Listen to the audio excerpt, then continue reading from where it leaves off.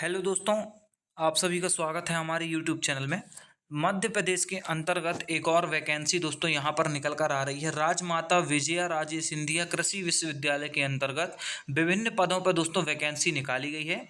पूरी जानकारी हम यहाँ पर आपको बताने वाले हैं। चैनल पर नए हैं तो चैनल को सब्सक्राइब, बेल आइकन प्रेस कर लें, वीडियो को शेयर लाइक जरूर कर लें।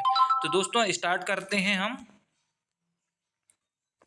तो यहाँ पर आप देख सकते हैं राजमाता विजया राजे सिंधिया कृषि विश्वविद्यालय में विज्ञापन जारी किए गए हैं दोस्तों। विज्ञापन में कौन कौन से पद रखे गए हैं, सैलरी क्या रहेगी, सभी पे यहाँ पर बात करेंगे। जैसा कि पहले बात कर लें हम यहाँ पर जो आपके फॉर्म है दोस्तों, वो फॉर्म आपके 10 से 6/11 रात्रि 12 बजे तक चालू रहेंगे।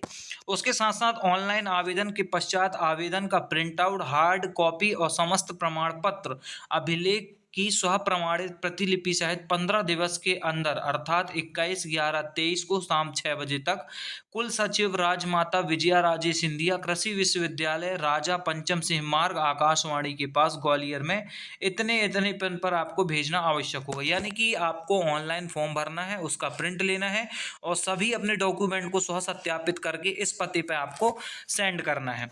उसी के साथ साथ यहाँ पर हम देखें तो वैकेंसी कौन कौन सी है, यहाँ पर आप देख पाएंगे पूरा विवरण। विषय विशेषज्ञ उद्यानिकी का रखा गया है यहाँ पर, जो कि 8 पद हैं आपके। उसी के साथ साथ वरिष्ठ वैज्ञानिक एवं प्रमुख के 9 पद हैं। विषय वस्तु कृषि प्रसार के 8 पद हैं। पौध संरक्षण के 6 पद हैं। पशुपालन के 10 पद हैं। मृदा विज्ञान के 14 पद हैं। विषय वस्तु विशेषज्ञ समय स्म विज्ञान के यहाँ पर 8 पद हैं। उसके साथ साथ असिस्टेंट, आपका जो प्रोग्राम असिस्टेंट है कृषि एवं संबंधित विषय में 16 पद रखे गए हैं। 16 पद के बाद दोस्तों यहाँ पर आपका प्रोग्राम असिस्टेंट कंप्यूटर की जो वैकेंसी है इसके भी 12 पद रखे गए हैं।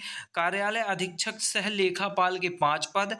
यहाँ पर आपका देख सकते हैं स्टेनोग्राफर ग्रेड 3 के भी यहाँ पर 5 पद रखे गए हैं। वाहन चालक सह मैकेनिक के 16 पद रखे गए हैं।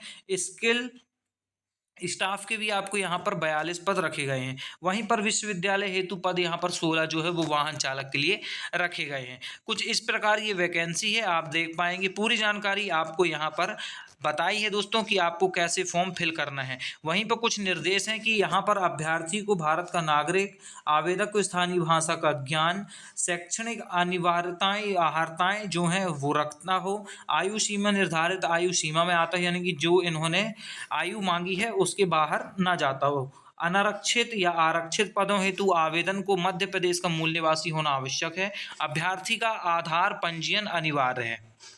उसके साथ साथ दोस्तों चयनित अभ्यर्थी को किसी भी पद पर ज्वाइनिंग करने के पूर्व 100 रुपये के स्टाम्प पे दोस्तों 100 रुपये के स्टाम्प पे नोटरी किया हुआ सहमति बंधन पत्र जमा करना होगा। वे न्यूनतम 3 वर्षों तक विश्वविद्यालय में ही अपनी सेवाएं देंगे। यदि अभ्यर्थी बॉन्ड अवधि से पहले सेवा को छोड़ता है या त्याग पत्र देता है तो वह विश्वविद्यालय की अपनी 3 वर्षों में से शेष बची अवधि में अपने वेतन का भुगतान एक ही किस्त में करेगा। ये भी आपको ध्यान रखना पड़ेगा। वहीं पर किस पोस्ट के लिए कितनी आयु मांगी गई है, तो यहाँ पर वरिष्ठ वैज्ञानिक प्रमुख के लिए 45 वर्ष, विषय वस्तु विशेषज्ञ के लिए 40, प्रोग्राम असिस्टेंट कृषि के लिए 40, प्रोग्राम असिस्टेंट कंप्यूटर के लिए 40, कार्यालय अधीक्षक सह लेखापाल के लिए 40 साल, स्टेनोग्राफर 40 साल, वाहन चालक 40 साल, स्किल सपोर्टिंग स्टाफ के लिए 40 साल और उसके साथ साथ वाहन चालक के लिए 40 साल रखी गई है। और दोस्तों आवेदन की जो प्रक्रिया रहेगी वो आप यहाँ पर देख सकते हैं। इनकी वेबसाइट www.rvskvv.net पर यहाँ पर आपको मिल सकती है। उसी के साथ साथ आपको जो ये आवेदन पत्र दिया गया है, यानी कि पता जो दिया गया है दोस्तों, पते पर आप इस पते पर अपने डॉक्यूमेंट भेज सकते हैं ऑनलाइन फॉर्म अप्लाई करने के बाद।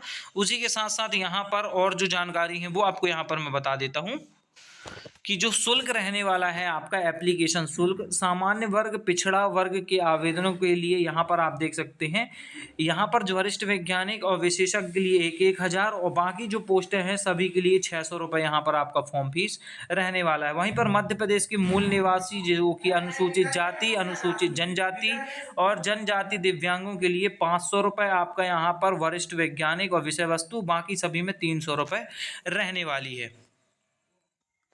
वहीं पर दोस्तों अभ्यर्थी की संख्या अधिक होने पर लिखित कौशल परीक्षा का आयोजन किया जाएगा। यह परीक्षा प्रदेश में कहीं भी आयोजित कराई जा सकती है, ये भी आप ध्यान में रखेंगे। उसी के साथ साथ यदि लिखित कौशल परीक्षा आयोजित की जाती है तो उत्तीर्ण होने वाले पात्र पाए जाने वाले अभ्यर्थी को मेरिट सूची के आधार पर इंटरव्यू के लिए बुलाया जाएगा। शेष प्रक्रिया यानी स्कोर कार्ड का मूल्यांकन तथा साक्षात्कार प्रक्रिया यथावत रहेगी। ऑनलाइन आप आवेदन कब कर सकते हैं दोस्तों? मैंने अभी आपको पूरी डेट बताई है कि कब से कब तक आपकी चलेंगे। ऑनलाइन आवेदन की अंतिम तिथि का अंतिम रूप से सबमिट करने के पूर्व लॉगिन करके सुधार किया जा सकता है, यानी कि कभी भी लॉगिन करके आप लास्ट डेट के पहले सुधार कर सकते हैं। अंतिम रूप से सबमिट करने के बाद आपके फॉर्म में कोई भी सुधार नहीं किया जाएगा। आप इन बातों का ध्यान रखेंगे तो आपका जो फॉर्म है वो रिजेक्ट नहीं होगा। यदि आवेदन शुल्क का भुगतान नहीं किया गया है, उसका प्रमाण नहीं दिया गया है तो आवेदन निरस्त हो सकता है। आवेदन के साथ गलत दस्तावेज संलग्न किए हैं तो आवेदन आपका निरस्त हो सकता है। आवेदन को अंतिम रूप से अंतिम तिथि के बाद जमा किए हैं तो आवेदन निरस्त हो सकता है। अंतिम तिथि तक आप इच्छित शैक्षणिक योग्यता नहीं है तो आवेदन निरस्त हो सकता है। यदि आवेदन की अंतिम तिथि को अभ्यर्थी की आयु कम या अधिक है तो भी आवेदन आपका निरस्त हो सकता है। ये जो कारण है दोस्तों 5-6 इनको आप देख लीजिएगा क्योंकि आपका फॉर्म रिजेक्ट ना हो। अब आपको यहाँ पर कौन कौन से डॉक्यूमेंट आपको देने हैं या आपके पास जो है उसे आप यहाँ पर देख लें।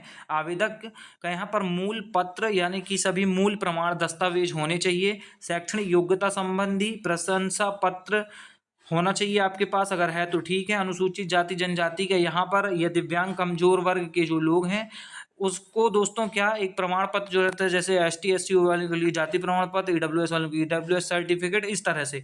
OBC और आर्थिक रूप से कमजोर वालों के लिए यहाँ पर आय प्रमाण पत्र, मध्य प्रदेश राज्य का मूल निवासी यदि लागू है तो यहाँ पर आपका स्थानीय निवासी लगेगा, और वर्तमान से जारी अनापत्ति प्रमाण पत्र यदि लागू है तो आप यहाँ पर दे सकते हैं। तृतीय एवं चतुर्थ श्रेणी के कर्मचारी हो तो जीवित रोजगार पंजीयन लगेगा। ऑनलाइन आवेदन में दिए गए समस्त अभिलेख जो आप वहाँ पर फिल करेंगे वो आपको यहाँ पर स्वः प्रमाणित जो है लगानी पड़ेगी और बाय पोस्ट करनी पड़ेगी। वहीं पर दोस्तों देख लें कि programming assistant agriculture and allied subject के लिए आपको यहाँ पर बैचलर डिग्री फॉर एग्रीकल्चर होना चाहिए। अगर आपके पास एक्सपीरियंस है तो आप उसे लगा पाएंगे। वहीं पर दोस्तों प्रोग्रामिंग असिस्टेंट कंप्यूटर के लिए जो योग्यता है BCA मांगा गया है। यहाँ पर bachelor degree in computer science से आपके पास होना चाहिए। आपको दोस्तों यहाँ पर एक्सपीरियंस होना चाहिए डाटाबेस कंप्यूटर लैंग्वेज का। CPCT आपको मांगा गया है, वैलिड मांगा गया है। उसी के साथ साथ एक्सपीरियंस अगर आपका कंप्यूटर में है, एक्सपीरियंस सॉफ्टवेयर डेवलपमेंट में है तो आप यहाँ पर इस फॉर्म को भर पाएंगे। उसी के साथ साथ कार्यालय अधीक्षक सह लेखा सहायक की बात करें तो यहाँ पर दोस्तों आप देख पाएंगे कि किसी भी मान्यता प्राप्त विश्वविद्यालय से 55% के साथ आप पास हों, मान्यता प्राप्त संस्था से 2 वर्ष का लेखाकार अनुभव और आपका कंप्यूटर एप्लीकेशन डिप्लोमा होना चाहिए। वहीं पर बात करें शीघ्र लेखन ग्रेड 3 की तो दोस्तों यहाँ पर आपका 12th होना चाहिए। आपका ITI से 80 वर्ड पर मिनट का डिप्लोमा होना चाहिए। हिंदी या अंग्रेजी उसका प्रमाण पत्र DCA PGDCA, उसके साथ साथ CPCT आपके पास होना चाहिए। अगर मान्यता प्राप्त विश्वविद्यालय से न्यूनतम 55% अंकों के साथ स्नातक है या फिर मान्यता प्राप्त संस्था से प्रासंगिक पद का कार्य का अनुभव है तो वो भी आप इतनी चीजें लगा सकते हैं। उसी के साथ साथ दोस्तों और योग्यताएं जैसे वाहन चालक मैकेनिक के लिए हम बात करें तो आपका 10वीं और हल्के तथा भारी वाहन का वैधानिक जीवित लाइसेंस होना चाहिए। 1 वर्ष का वाहन चालक रखरखाव संबंधी ITI प्रमाण पत्र हो अथवा मान्यता प्राप्त संस्था से वाहन चालक का अनुभव, वाहन सुधार मैकेनिक कार्य का आपके पास अनुभव होना चाहिए। उसी के साथ साथ स्किल्ड सपोर्टिंग स्टाफ की बात करें तो हाई स्कूल 10वीं पास और ITI उत्तीर्ण आपको यहाँ पर होना चाहिए। उसी के साथ साथ और अन्य बात करें वाहन चालक की तो यहाँ पर आपका 8वीं पास, हल्के भारी वाहन का वैधिक जीवित लाइसेंस, मान्यता प्राप्त संस्था से किसी भी वाहन चालक का आपके पास अनुभव होना चाहिए। तो दोस्तों ये था आपका विजया राजे सिंधिया विश्वविद्यालय कृषि विश्वविद्यालय में ये जो पोस्टें निकाली हैं गई हैं, आप इस तरह से इसे अप्लाई कर पाएंगे। वीडियो अच्छा लगा तो लाइक, चैनल पर पहली बार सब्सक्राइब जरूर करें।